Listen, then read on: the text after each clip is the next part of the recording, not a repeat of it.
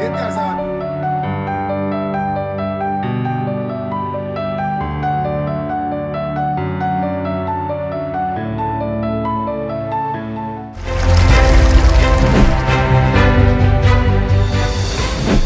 collègues, nous voulons vivre en paix avec le peuple rwandais. Que le président Kagame, l'axe du mal africain, arrête de manipuler l'armée rwandaise contre le peuple congolais. Nous saluons l'action diplomatique entreprise par le président de la République, chef de l'État, Son Excellence Félix Antoine Tshisekedi Tshilombo. L'implication du Rwanda et sa responsabilité dans la tragédie que vivent mon pays et mes compatriotes des zones occupées par l'armée rwandaise et ses alliés du M23 ne sont plus discutables. C'est aussi pour moi l'occasion de saluer la bravoure de nos forces armées de sécurité pour leur engagement sous les drapeaux et leur abnégation à défendre l'intégrité du territoire national de notre pays. Bienvenue mesdames et messieurs à votre magazine d'investigation, la version originelle. Vous êtes de la société civile, vous êtes de l'opposition, tout comme de la majorité. Voici votre magazine qui vous donne l'accès à l'information. La version originelle, c'est votre magazine qui vous donne l'opportunité à donner votre point de vue sans être contraint. La version originelle, votre magazine, passe chaque lundi, mercredi et vendredi à 17h juste. La version originelle, votre opinion compte. Mesdames et messieurs, je suis heureux de vous présenter cette version originelle de votre magazine qui vous donne toute l'actualité. Vous êtes de partout en République démocratique du Congo, même à l'extérieur et aussi à l'intérieur du pays.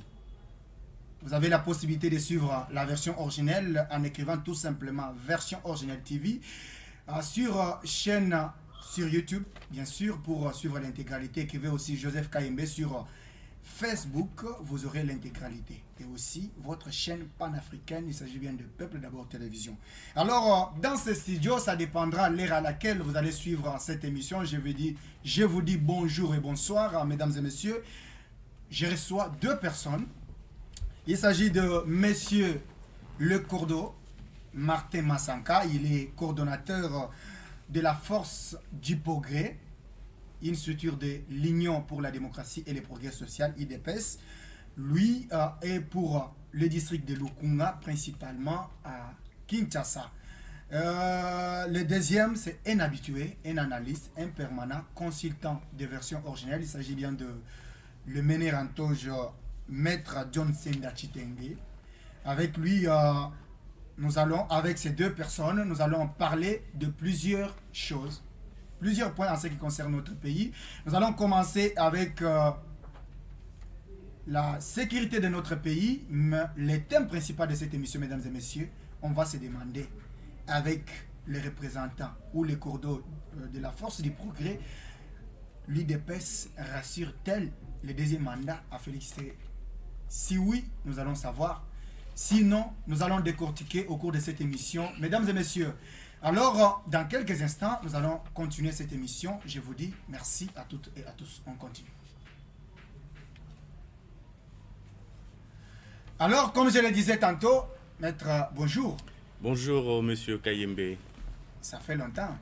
Ah oui, ça fait un petit moment que je n'ai pas pu me présenter sur votre plateau de l'émission Version Originelle pour essayer un peu de participer comme d'habitude à des différentes questions d'actualité et pourquoi pas aussi à donner quelques news qui concernent notre structure qui est la dynamique de Jeunes Conscients pour un Congo meilleur, à laquelle nous les jeunes nous travaillons pour l'émergence de la RDC, à laquelle je suis le secrétaire général. On sera bilingue. Ah ben oui, hein, parce que tous les bisous Sobana Congo, tu es bien très sensible. Voilà. Merci beaucoup. On va retourner chez vous. On parle avec les cours d'eau. Force du Progrès. Martin Massanka. Vous allez, madame? Merci beaucoup, Ndeko Joseph Kaembe, toujours na idéologie à Etienne Tshisekedi, wa Mulumba, paix à son âme. Nzambe azosala kaka. Nakanisi avec bino toko loba makambo ebele toko mituna awa.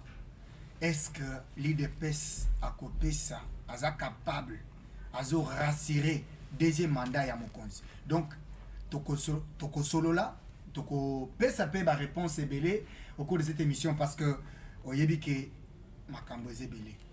Alors avant peut-être tokende musika to bandie pa na yo na lobi kaka oza membre ya IDPS et puis coordonnateur ya Lukunga principalement na commune ya Kinshasa pour la force du progrès. Est-ce que structure na bino ezali malamu? Merci beaucoup. Mopanzi sango ndeko Joseph Kaembe. Ndenge olobi na pesi mbote directement na bakonzi na ngai hiérarchie à force du progrès. Président Jekobeya, président Mukato, président Seba. Et l'ongona président Rémi Kounyima, actuel président à force du progrès Kamalondo toujours. Bangoto na pesi bangombote. Mouvement eza utambola malamu makasi. Mouvement eza kimia. Toza toujours na vision ya mokonzi ya mboka. Lisu likolo ya lisu biso aide du Congo. Alors avec vous, il fallait toyeba pour na makambo etali d'abord est avant ya kokende musika tomoni mokonzi ya mboka sali discours na kata discours batebele ba kritikaki balobaki biloko azoloba wana pona nini alobi teke tokosala bitumba na Rwanda et pona nini est-ce que mokonzi aza complice ya pas nyonso ba congolais bazali ko mona na ngambo yo ya est mais tomoni ke mokonzi pe malgré alobaki teke directement mais action ezolakisa ke effectivement toza na ta moko oyo ba congolais nyonso ndenga alobaki il fallait ba pesa ba idée ba soutenir mampinga na biso pona oyo etali guerre oyo bazo bundisa biso na mboka oyo ya Rwanda. Alors bino d'abord lokola bana ya ndako, bino d'abord lokola force du progrès et aussi l'IDPS bomoni ndenge nini na oyo etali likanisi ya chef de l'État. Merci beaucoup Mopanzi Sango. Mokonzi déjà ici à lobby.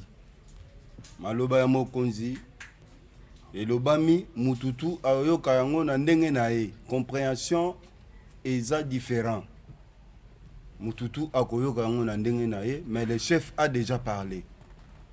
Lokola mokonzi ya lobby yango ekomi kosalama na ba pratique lelo tomoni ba avion de guerre ekiti na terrain essaye ya pamba binomo bomoni M23 bango tout tri. Eza geste mukete. Makambo ya o réconciliation o négociation ezate. Bisotu population bisotu force du progrès baike toza na sima mokonzi mboka pona ko soutenir FARDC.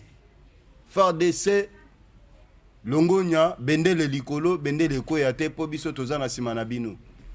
Quel que soit toza a na Kinshasa musika. Mais toza de kere na bino place bozali. Toza ko bunda bitumba ensemble. Biso to bundango na ndenge ya soutien. Bino bozo ko bunda yango na ndenge ya pratique. Toza na sima na bino. Eloko moko eza ko sala biso pasi. Likambo ya infiltration. Infiltration na kati ya l'armée, na kati ya FARDC. OK. Eza ko sala biso pasi. Mais mokonzi lokola aza déterminé. C'est un homme de principe.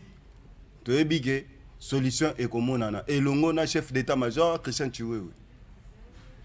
Voilà, merci beaucoup Ndeko Cordon Martin Masanka. Maître Tolela Mingi on a est. Mais semble-t-il qu'il y a quand même quelque chose. Il y a moni action moko ya monene oye armée na biso esali eza mbala moko tomoni banguna na biso bakimi bakomo senga dialogue bakomo loba makambo ebele pona bango il fallait qu'il continue kaka na ba diplomatie na ba réunion na baboye mais ne pas passer à l'action. Comment vous avez aussi analysé les Cambouanes? Oui, merci beaucoup monsieur Kayembe. Je crois que biso jeune et cadre, il y a dynamique de jeunes conscients pour un Congo meilleur. Tozali na kati ya société civile tolandaki na bokebi nyonso discours à Mokonzi. C'est vrai que discours à chef de l'État batu mingi bandai kozelaye a prononcé que a déclaré que tozali le Congo, la République démocratique du Congo a côté en guerre na Rwanda. Mais batu bele bazwa kobo sanake et ça la makabongo te, il y a de principes qu'il faut respecter pour arriver à déclarer la guerre. Et puis des deux, guerre et salamaka juste au cas pour la force au bozana ngote sur le plan y a armement na loba ngo mingi na plateau na yo oyo que la guerre elle est plus sur le plan stratégique. Ndeko Martin Aouti kolobake armée na biso eza infiltré okoki kotia ba moyen o esengeli otie ba logistique o esengeli pour que guerre ezala na faveur na biso parce que tozali na nombre il y a ba militaire ebele koleka Rwanda mais ceux qui tozali infiltré batu oyo bazali ba chargé il y a logistique la stratégie ya guerre bana ko teka plan na biso pa banguna réalité kozala que toza toujours faible face na ba nguna. Alors par rapport à ces discours, moi je dis que c'est un discours réfléchi, un discours d'un homme d'État parce que il s'est dit ceci. Ce qui Yemoko a eu engagement en tant que chef de l'État, Yemoko comme individu, ça sera impossible. Il a appelé à l'unité nationale parce que Congo est l'élo, et ça Congo est chef de l'État Yemoko côté. Congo est l'élo, et ça Congo il y a gouvernement, il y a Samate. Congo est l'élo, il y a bisogno soba congolais. Yango omoni que yé a sengaki que unité nationale. Alors bi batu ya opposition, batu ya majorité. Tous on a nous ba couleur politique na biso to chana nous pandi. Tous se mettre ensemble pour être to bundela écolo pour écolo eza ya biso. Et c'est pour cela Monique n'appelle na ye o asenga ki ba jeune ba ya qu'on s'enrôler et Monique mingi ba jeune mingi à est ba répondre massivement pour na qu'on s'enrôler pour couper sa force na armée na biso pour to bouter terroriste en Libanda. Alors la deuxième question vous que vu l'impact il y a discours du chef de l'État, vu le recrutement il y a jono baye pour na sa force na armée na biso, vu quelques je dirais tours aériennes il y a avion de chasse na biso et les cas qui moi likolo o esali ke e bengi e pesi mbilinga na mupanzi ya banguna parce que l'autre obeteli sur la M23 ma réalité to ebike M23 azane moi batu moko mukie mais batu oyo bazo pesa bango force ezali le Rwanda na Uganda malgré azo jouer deux jeux. Alors nous avons compris que cette force là est na unité nationale et sali que na communauté internationale na bango Rwanda va comprendre que c'est l'éveil. Na loba yango plusieurs fois. Na tamboli na ba chaîne belé, je dis et je ne cesserai de le dire en tant que membre de la société civile de JCCM Toloba que pour na Congo ezonga na intégrité nango. Pour na Congo ezonga na makasi nango tozalaki ezali conscience na biso. Tozala ba moto eba Congolais azali nani. Congo ezali ya nani. Tolingaka teke Congo nde il faut ça la biso o tolingi. Biso en tant que Congolais il faut to bunela Congo to ça les loko pour que Congo lobby eyebana. C'est pas pour rien que ba pays sur 9 frontières na biso bantura biso baloba la biso que biso ba Congolais tozali ba ambiancer, tozali ba tolingi basi tolingi musique tolingi nyoso to kipa ekolo to ko to bomio bimi OK. Mais lelo ya Congolais lelo ce n'est plus possible. Soko kocho meki to ko kangayo to pesio devant acquis de droit. Yango naza ko sepela na conscience otokomi kozwa mais to lembate.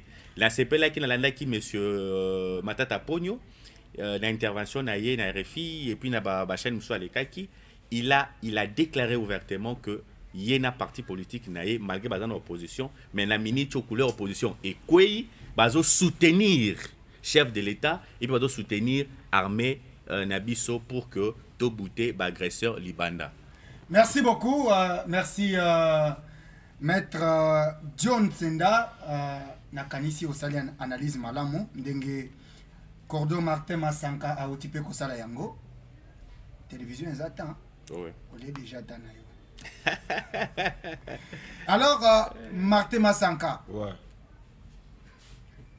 kala mingi te token d'élection est-ce que IDPS azo rassurer na chef de l'État qui a koki kopesa ye deuxième mandat? Merci beaucoup, messieurs les journalistes. Na zongeli mo muke na question na ya liboso. Ouais. Po nazaki na moi idée oyo esenga na bakisa. OK. Na makambo etali FARDC bitumba na est Ouais. na infiltration Ouais. na kati ya FARDC. Yango na monaki na pensaki selon moi jeune conscient, jeune congolais, force du progrès et du Congo. État de droit, zéro corruption, les peuples d'abord, déboulonnement. Na pensa ki boye. Mokonzi akoki kosala nini? Biso toza lisu ya mboka. Na poste wana ya ministre ya défense, délégué, ministre délégué à la défense. Mokonzi a reconduire eloko wana ata na prochain gouvernement akosala.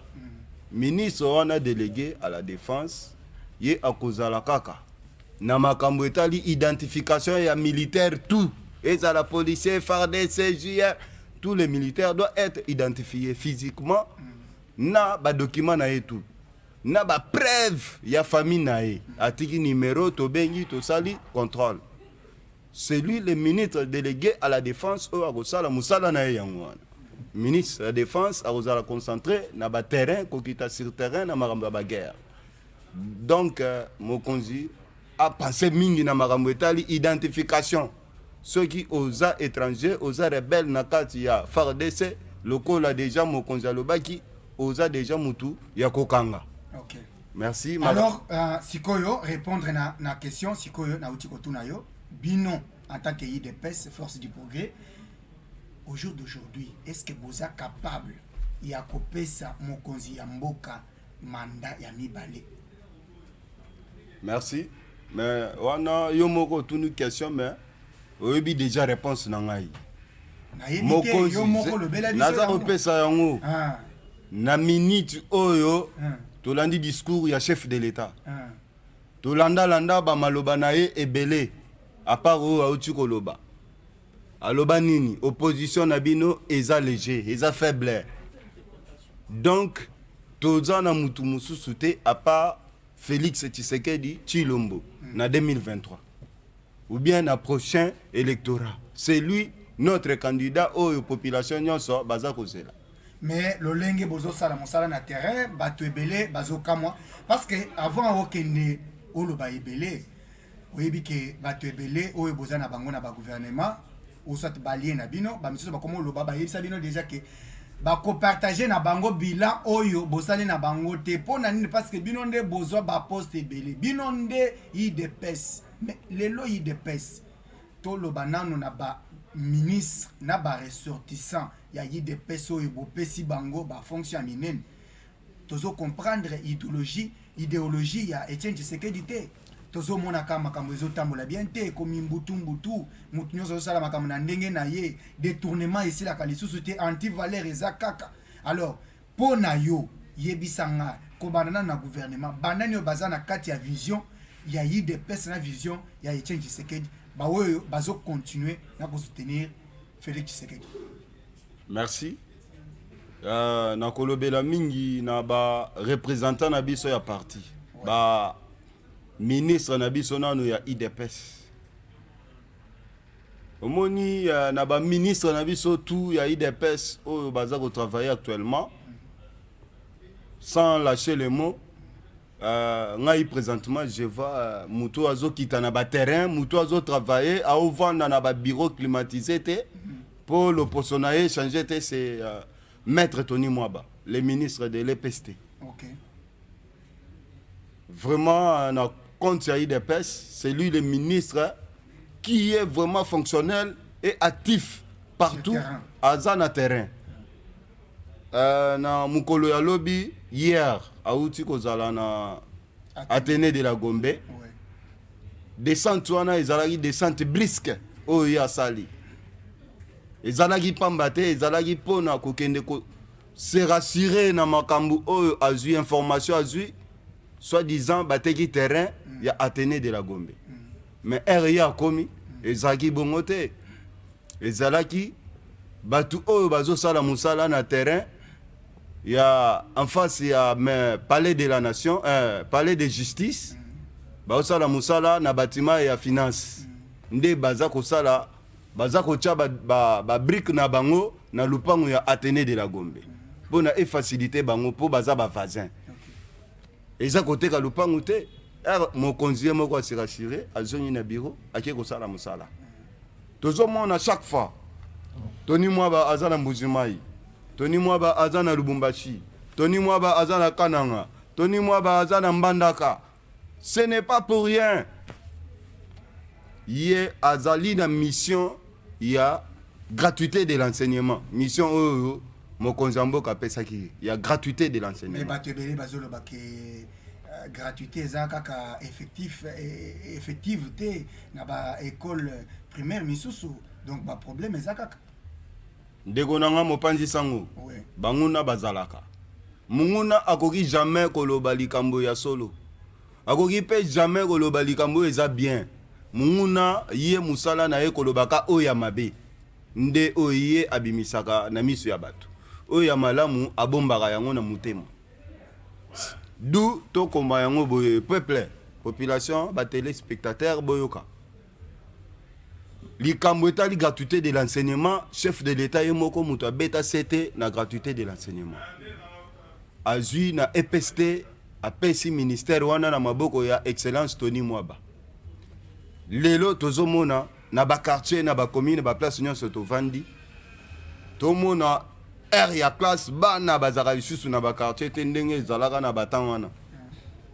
Lelo tozomona bana oyo ya ba parents na bango ba salaka te bazokende classe ba otanga na ba parents bon bango moko baza koloba na ba place na bango. Non, ngai depuis gratuité de l'enseignement et comment bana nanga 3 bakendaka batanga ka ofele. Tony Mwaba mission na ezanini. Eza gratuité ezalaka na Kinshasa te, ezalaka na Lubumbashi te, ezala na RDC Mobimba na etandi nyonso. Lokola lelo bitumba eza côté ya este. Ba école eza kuna, eza kosala e mabe na mutema Tony Mwaba. Po ba école wana bana il faut batanga. OK. Ofele. Voilà. Na kanisi olakisi opesi donc pour na bino so te comprendre bien kaka Tony Mwaba nde mutazo sala musala kitoko même si ba anti-valeur na nesila na EPST tozo mona ba tout puissant bazala kaka ba oyo bazo sala makambo ebele bazo beta bana na classe bazo tout mais pour na IDPS na nini olobike kaka Tony Mwaba mais baza ebele ozo mona te que s'occuper baza ebele merci mais et kozala passe na kozongela yo parce que ozayo mon côté société civile l'encadreur y a ba jeune avec DJSSM monsieur le CG oyokipe oza membre ya IDPS mais oza congolais ozo vivre en mboka ozo mona makambo zo salem Effectivement. Teme na biso tolobi ke est-ce que IDPS parti au pouvoir et koki kopesa mokonzi ya mboka deuxième mandat. Analyse na EP en tant que jeune, en tant qu'encadré ya ba jeune ozo mona ndenge. Bon, analyse na biso en tant que jeune leader, il y a dynamique de jeunes conscients pour un Congo meilleur, ils allaient DJCCM en sigle. Tozolo baboye. C'est vrai que en tant que société civile, tozomo na makambo ezole kanamboka, toza komona lolenge mokonzi mboka Félix Antoine Tshisekedi azako kamba na gouvernement na ye ya Sama. C'est vrai qu'il y a des secteurs réseau Simbate. Il y a aussi des secteurs réseau Tambola Malam. C'est vrai que na mandat na liboso akutani na mwa bambeba ebele. Hormis phénomène il y a Covid, oui ningisa ki moni mobimba, oui ça là qui ningisa même économie mondiale. Après wana to ekokota na bagression ya bande konabiso fait ba rebelle. Ba touriste ndenge tozobenga bango. Batu ya M23 au bazala qui déchu na 2012-13 na régime où les caméras bah ekobima parce que banguna l'unité Congo est à la kimia pour que tout se développe et puis bah mboka bah que la guerre ou que soit armée n'habite en charge ça demande beaucoup d'argent et puis après les sous tu as un phénomène les sous il y a guerre il y a Russie na Ukraine OEP est bouleversé les sous bas données économiques mondiales alors c'est ce qui fait que au sein il y a gestion naïe il y a de secteurs où ils aussi mbatté. C'est vrai aussi tu auras un détournement qui est belé. C'est comme ça que nous disons que l'intention où il y a en tant que moana il y a Sphinx il y a Etienne Tshisekedi où il y a banek comme télé na lutte na ya mobimati avant pour faire qui le peuple d'abord pour que Atia peuple na centre de développement et que l'actuel président de la République Félix Antoine Tshisekedi azana ba intention parce que na solo la kana batu opposition na batu ya au bazana na pouvoir même ceux qui sont dans l'opposition ouvertement comme ça baloba ngote ils savent que le chef de l'État a de bonnes intentions de vouloir accompagner ce pays dans le développement et que le développement est à la communautaire mais souvent il y a pas autant que le récemment autant qu'on dit que et prédécesseur naïe le sénateur Avi Joseph Kabila il l'avait dit dans un discours que s'il avait au moins 15 collaborateurs Mbela Benga va accompagner vision de la même manière chef de l'État actuel à on demande que non souvent la vision en zanango bateau bazo ko kamba bazo ko accompagner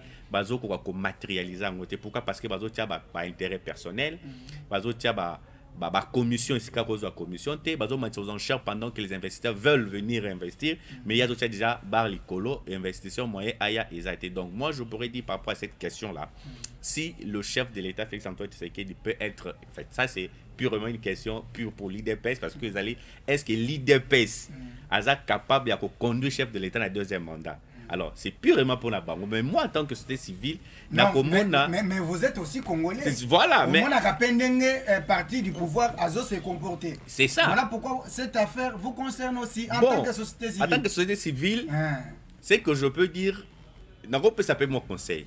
Force fait l'IDPS na force du progrès au baza fait baza et lokomoko.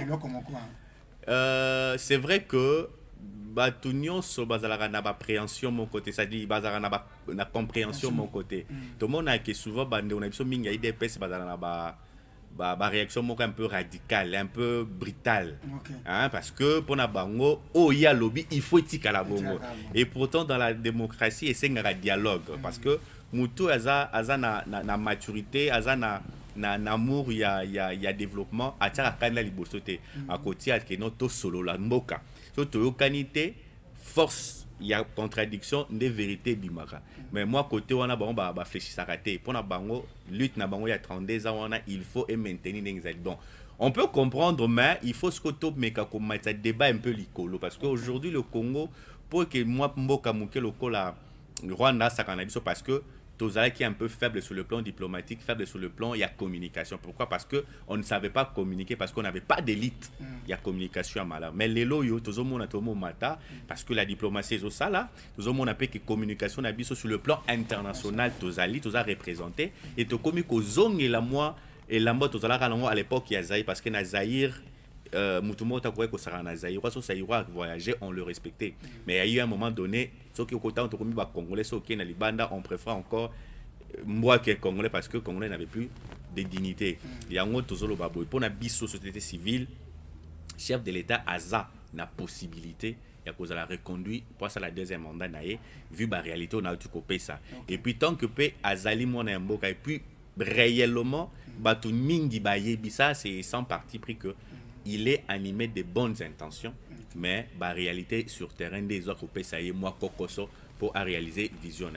Merci beaucoup, Maître John Senda. Mesdames et messieurs, je vous rappelle que vous êtes en train de suivre la version originelle de votre magazine qui vous donne toute l'actualité. Vous êtes à Kinshasa, vous êtes à Kananga, vous êtes à Mbujimayi, vous êtes à Katanga, partout. Vous avez la possibilité d'écrire tout simplement version originale TV et vous aurez l'intégralité et suivez aussi l'intégralité sur notre page Facebook. Alors, Cordo, il y a Force du Progrès, Ponakin. oyoki ndenge tozolobela mais sur terrain bino pe il faut bosala ke makambo etambola malamu parce que vous avez un pouvoir 4e année yango yo etikali kaka quelques mois ou une année pour tout qu'il y ait une élection mais eza na bato mosusu c'est vrai au lobby pour le gouvernement eza kaka maître Tony Mwaba ou yazo sala c'est vrai il a apporté quand même des changements mais eza pe na makambo mosusu oyo il faut akendika malembe mpona kochanger yango mais eza pe na ba ministère mosusu bato bazomituna est-ce que bato baza ya IDPS baza na vision ya IDPS na balier na bino tozo comprendre te est-ce que IDPS bino d'abord force du progrès et aussi membre ya IDPS est-ce que vous avez un temps oyo bozo partager entre bino moko pona ko se conscientiser comme maître John Auti Kolobao pour bien comprendre que pouvoir Tozana Yango, c'est comme la mission de tout un parti politique, gagner, non seulement gagner, mais les conserver le plus longtemps possible. Plus longtemps, on a malobate, il faut qu'ils aient un acte. Mais les lots, Tozo comprendre. Est-ce que Bino, Bosala Kapelo Kouana, pour nous décourager, na balier ya mabe, na ba o union so ba kosala ke population ba inisa président de la République na population. Est-ce que vous savez Kayango? Merci. Merci à Mopanzi Sango. Na question na yo. Yeba ke IDPS eza parti munene na mboka o. IDPS eza na hiérarchie nango. Toza na ba secrétaire général, toza na ba secrétaire adjoint, toza donc na hiérarchie. Toza na ba fédéraux, toza na ba ligue, toza na ba département nyonso. Musale salamaka. Makambo estali, makambo ya kosangana na biso wana eza makambo ya ndako. Makambo ya ndako balobaka ngo pamba te. Po toza na bakonzi na biso. Biso toza na se bakonzi na biso pe bazali o bapesaka ba ordre o basangisaka biso batindaka biso. D'où question on a côté point on a yeba ke toza na bakonzi na biso yo moko zomona redynamisation au secrétaire général Augustin Kaboya azo sala na kati ya mboka azo sala ngoka na Kinshasa te oyokaki akitaki Matadi akita azo tambola autre za pe na Lubumbashi na cadre de redynamisation oyebi amemi combien délégation eza pona nini pona ba combattant na biso bazana ba province wana ba yeba ke non tous on est ensemble, nous devons gérer ensemble mboka na biso ekende liboso ezala en développement. Likambo etali parti na biso IDPS tozana mokonzi na biso secrétaire général Augustin Kabuya mutu azana signature na minito. Batu mususu wana toyebi bango te. Mais vous avez na balier ndenge bazo sala. Merci likambo etali balier. Mutu moko na balie waza ko pesanga kanda mingi oyo naza ko sepela penza te na musala zo sala na mboka na biso oyo azali monsieur le gouverneur azo sala nini na Kinshasa depuis akoma gouverneur gouverneur Gentini Ngubila azo sala nini na Kinshasa azo sala honte. Yesiko, qu'est-ce qu'il fait pour na mokonzi ya mboka akoma reconduit na deuxième mandat? Nazo mitu na question wana chaque fois mais nazo monate. Premièrement na monizando dépôt bukati lelo. Nazo mona azo sala semblant ya kosala musala et pourtant tozana bato bazana volonté ya kosala musala ya ko soutenir vision ya chef de l'État. Kinshasa eza capitale ya RDC. Lokola yo oza gouverneur ya Kinshasa sala musala ndenge sengeli pona mokonzi ya mboka manda na ye eresir. Voilà outi koloba yango mais lokola mais toza na politique tant que akozalaka kaka na bato ebele tozomona ndenge azo salaka ba activité ya mine tout ça to kanisi akobanda kozalaka kaka na nini na appui ya chef de l'État parce que toza na politique. Alors tokozongele pa na yo pona batu bao misusu pe bazo sala malam parce qu'il fallait soutenir bango bamona pe soutien ya force du progrès baza ebele baoyo bazosala malamu baoyo bazosala ke barecette ezala ebele baza na baservice oyo bazosala ke non mboka etambola malamu wana tokotala. Mais maître, c'est comme si kaka na question wana me na ndenge mosusu na pouvoir nyonso ezala kaka na bato babundela pouvoir pe na bato oyo bayaka kosoutenir pouvoir. Mais lelo parce que tolobaki na thème na biso est-ce qu'il dépêche aza na pouvoir aza akoki ko rassurer ou soit azo rassurer deuxième mandat ndenge ndeko uti ko expliquer atabino pe tant que la réalité en face de nous on peut comprendre que il faut toujours qu'il y ait l'appui des autres. Effectivement. Mais n'a pas appui de ozo yoka cordon Martin azo sepelate na ba allié mususu bazo sala le côté Kinshasa mais bazo lo bazo sala misala bato bazo la libanda na limete kuna na banini babukela bango bandako IDPS ayi biso ke aza peuple d'abord ti lelo ata député moko akita kotala bato wana te basomba mapango batonga balobi ke eza mabe nazoyeba te analyse nini jeunesse consciente pour un Congo meilleur azo sala par rapport ya bao et bazo entouré mokonzi na bao et bazo entouré IDPS pour na ko rassurer deuxième mandat. Merci beaucoup monsieur le journaliste KMB pour na biso cadre, jeune cadre, il y a dynamique de jeunes conscients pour un Congo meilleur. Tokolo Baboy, on le dit bien. Nao esengi pouvoir. Et ça n'a pas eu bazalaki na source babundaki et bazu pouvoir. Et puis n'a o yaka ko babenga ko renforcer. Bazana gestion pouvoir pour que ba kamba longo. Et puis mboka et kamba maka na parti mon côté. Et c'est moi unité pour que et puis Congo est munene. Alors c'est moi unité pour que toye ko kamba fait bazana pouvoir ko kamba mala parce que biso dans pouvoir nous sommes de la société civile.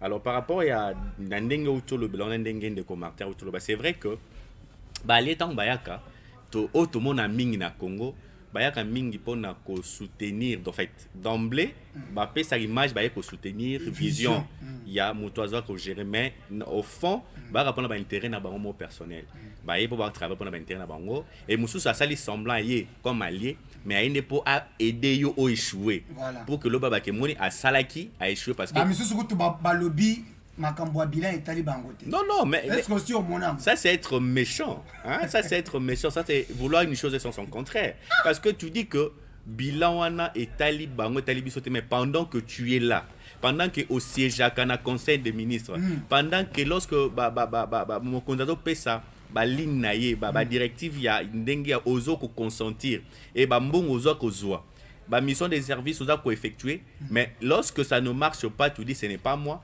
c'est lui te repartager n'a été ça c'est être des mauvaises foi et ça aussi nous en tant que leader il y a dynamique de jeunes conscients pour un Congo meilleur ozo ko betambela pour dire que on doit arrêter genre politique et biso population ba politicien lolengo to pe sabino sous chancité on ne va pas vous voter nous sommes là pour travailler sur le terrain koyebisa ba Congo manike bato ya lolenge boye ko pesa bango voter attaque belio polo attaque belio 2000 5000 francs attaque belio panier à mapa poteka yeba ete azali moyibi aye juste pour akosa yo pour ete azwa voix akoma député pour ça ba kamuna ndenge na ye nous voulons des hommes intègres des hommes qui peuvent assumer leurs responsabilités tant oza ko sala esimite il faut quoi assumer esimite parce que na koka quitté alors c'est pour cela nous disons que bato lolenge wana il faut batika comportement wana pona ba allié alors pona ba oyo bazali ndenge lobi ndenge le vice-gouverneur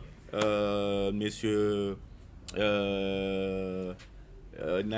l'autre IDPS vice-gouverneur c'est qui Jekoko na mesure azwa qui pour quoi assainir alors j'ai même appris que c'était avec la bénédiction du chef de l'État vu ba inondis na ndenge ba mbula hotel kobeta asenga qui était à encourager hôtel de ville abuka bandaku oyo et respecter ba norme T. Alors moi en tant que technicien oui que je suis professionnel de droit alors moi je dis que c'est bien pour une question général. Mais avant d'arriver à Kobuka, il y a des préalables il faut faire. C'est-à-dire quoi? Vous venez, vous voyez, parce que la personne qui a construit, qui a eu ce terrain, avec il est passé dans un service habilité. Où ils allaient service à l'État. Parce que le sol et le sous-sol appartiennent à l'État. Alors, pour Moutou Azouamabele, il faut Moutou Asenga autorisation. Ce qui a sengi, l'État a payé sa cahier. Tant a payé Mikanda, payé Mabele, a cédé yango. Né à Ouagarasuko, autorisation au Sainini, il y a qu'à ériger un bâtiment. Alors, tant qu'on a érigé un bâtiment, on suppose que le bâtiment est érigé dans un terrain où il ne fallait pas y aller. Comme c'est l'État qui l'a conduit en erreur. Les autres disent, nul ne peut se prévaloir de ce propre turpitude, mais moi je dis oui pour ceux-là qui ont fait l'ironie sur un plan ou sur un terrain que eux-mêmes savaient qu'ils ne pouvaient pas construire. Mais dans le terrain où l'État a désaffecté, tout terrain où l'État a cédé de gré, de plein droit, avant Kobuka, qu'est-ce que la loi veut? Il faut que Moutou Atonga qui a indemnisé, c'est-à-dire quoi? Évaluer terrain naïe, évaluer bâtiment où il y a érigé, dépenses sociales qui indemniser, beaucoup pour intérêt général. Nakanisi, au Kozala, na temps ebele, toko prochainement, au Kozala na porte-parole, il y a Bandekwana Bazola Libanda, parce qu'à l'Ikakiawa, à la Kisina plan d'aménagement, au Yezana Kati, il y a un journal officiel, la chef de l'État. À la Kis, biloko nyonso na bakomama on a Kati, il y a arrêt, il y a conseil d'État. Au Yezana journal officiel, il y a présence de la République. Donc, yo en tant que praticien, il y a droit au expliquer pe ndenge uti ko wana. Tozo tendre Nasuka il y a émission. Alors moi Namboka Martin Sikoyo okopé sa message naba du progrès IDPS na population ezolanda yo ekolanda yo pe na ba réseaux sociaux na nyonso tout pour na pouvoir na message nini ozopesa pe na ba allié oyo bazosala le bino musala malam na ba oyo bazosala musala mabe en tant que les gardiens du pouvoir de Félix Tshisekedi tala caméra aux en face na yo opé ce message na ba tunyon soana. Merci Mopanzi Sango. Ya liboso naza kopesa na population. Population na opesa bango message ya makambo etali gratuité de l'enseignement. Gratuité de l'enseignement mutu alobi yango ezanga te. Eza constitution ya mboka na biso. Chef de l'État abeti sete na phrase wana. Anomele phrase wana excellence Tony Mwaba na EPST acheye wana pour à reconduire à vendre sa gratuité de l'enseignement na kati ya mboka na biso. Du peuple nyonso tinda mwana na école atanga. Tolingi lisusu komona bana na ba palente po tokosala effort makasi ya kobanda kotambola kolandela pe bana bakota classe po mokonzi alobi bana batanga. À part ça, likambo etali gratuité de l'enseignement, excellence Tony Mwaba azosala musala na ye azokita na ba terrain chaque fois soki ba yebisi likambo etali secteur ya enseignement ezala na province akitaka. Vraiment à part message na population mobimba na 30 secondes. Message na Dipogré. Baïke du Congo biso tout tozana sima ya mokonzi mboka pona ko sala mobilisation pe redynamisation ya force Dipogré. Tomoni CG Augustin Kabuya azokita azosala redynamisation ya parti na ba province tout. D'où biso pe baïke to sala redynamisation ya force Dipogré na ba commune nyonso. To pesa pe coup de chapeau na DG ou à l'équipe DG nyonso na mandat ya mokonzi mboka actuellement. C'est eza DG na biso Barnabé Mwakadi pasteur tomoni pena ke apesi pena résultat oyo to banda ikozela te apesi au-delà, il travaille vraiment selon la vision du chef. Il y a DGI aza DG à DGI direction générale des impôts. Coup de chapeau persévérer. Bienvenue mesdames et messieurs à vous. Alors, maître, vous donnez aussi un message dans 30 secondes. Oui, message et le mot de la fin, ils allaient que... Votre magazine d'investigation. Bisso, jeunes conscients, il y a dynamique de jeunes conscients pour un Congo meilleur. Nous sommes en train de travailler pour le Congo et lobby à la Malamu. Alors, au mot de la fin, ils allaient que Copé ça va dédicace na Bisso, na cordon national, monsieur Moutamba Kabemba Léonard, Copé Sambote na secrétaire général Brandon Moubiaï. Cordo a démissionné. Topesi, salutations à membre Bisso, membre influent, Charlène Kwabantou, Topesi Mbote Lisusu na monsieur Francis Bangala, Oyazali, membre na Bisso, pe influent na niveau ya Tchangunjili. Alors ça là que DGCSM est vraiment implanté Makassi. Vraiment merci beaucoup. Merci. Mesdames et messieurs, ça a été un réel plaisir de recevoir pour vous Maître John Senda, secrétaire général de la structure qui encadre la jeunesse, la DJCSM, et Martin Massanka, coordonnateur Force du Progrès en ce qui concerne la commune de Kinshasa et Lukunga. Alors, je vous retrouve très prochainement avec un autre invité, mais vous avez la possibilité de suivre cette émission en écrivant tout simplement Version Originelle TV et aussi Joseph Kaimé sur Facebook et à travers votre chaîne panafricaine Peuple d'abord Télévision. Je vous retrouve très prochainement avec d'autres invités. Merci à toutes et à tous. Bienvenue mesdames et messieurs à votre magazine d'investigation, la version originelle. Vous êtes de la société civile, vous êtes de l'opposition tout comme de la majorité. Voici votre magazine qui vous donne l'accès à l'information. La version originelle, c'est votre magazine qui vous donne l'opportunité à donner votre point de vue sans être contraint. La version originelle, votre magazine, passe chaque lundi, mercredi et vendredi à 17h juste. La version originelle, votre opinion compte.